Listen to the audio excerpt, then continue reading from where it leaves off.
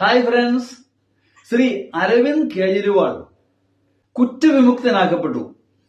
അതിനുപരി ഡൽഹി മദ്യനയ അഴിമതി കേസിൽ കുറ്റാരോപിതരായിരുന്ന 23 പേരെയും ഡൽഹി റൌസ് അവന്യൂ കോടതി കുറ്റവിമുക്തരാക്കി. CBIയെ അതിശക്തമായി വിമർശിച്ചുകൊണ്ടാണ് കോടതി ഇവരെയെല്ലാം കുറ്റവിമുക്തരാക്കുന്നത്. ശരിക്കും എന്താണ് സംഭവിച്ചത്? അരവിന്ദ് കേജ്രിവാൾ കത്തി നിൽക്കുന്ന കാലം ഡൽഹി പിടിച്ചു, പഞ്ചാബ് പിടിച്ചു, ഇങ്ങ് ഗുജറാത്ത് വരെ എത്തി.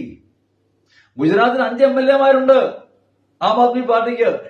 അപ്പോ കോൺഗ്രസിനേക്കാൾ തങ്ങൾക്ക് ഭീഷണിയാവാൻ പോകുന്നത് ശ്രീമാൻ അരവിന്ദ് കേജ്രിവാൾ അല്ലേ എന്ന് BJP സംശയിച്ചു. അതിനായി അവർ തയ്യാറാക്കിയ പ്ലാൻ B ആണ് കേജ്രിവാളിനെതിരെ ഉയർത്തിക്കൊണ്ടുവന്ന മദ്യ അഴിമതി കേസ്.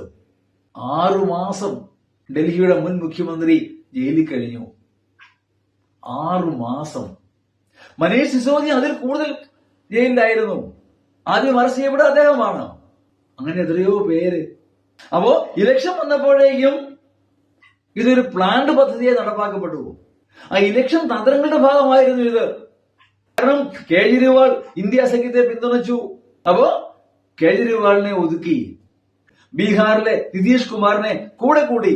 അങ്ങനെയെല്ലാം വളരെ ആസൂത്രിതമായ നടപടികളിലൂടെയാണ് ഈ ഗവൺമെന്റ് അധികാരത്തിൽ വരുന്നത്.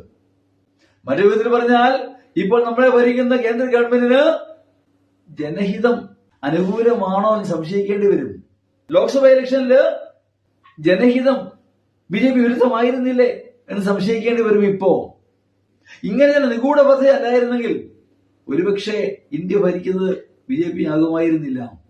അത് മുൻകൂട്ടി കണ്ടുകൊണ്ടാണ് ശ്രീമാൻ നരേന്ദ്രമോദിയും അമിത്ഷായും കൂടി അരവിന്ദ് കേജ്രിവാളിനെ ഒതുക്കിയത്.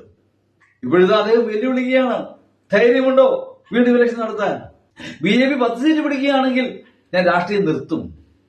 നമുക്കറിയാം അങ്ങനെയൊന്നും ഇലക്ഷൻ നടത്താൻ പറ്റുകയില്ല.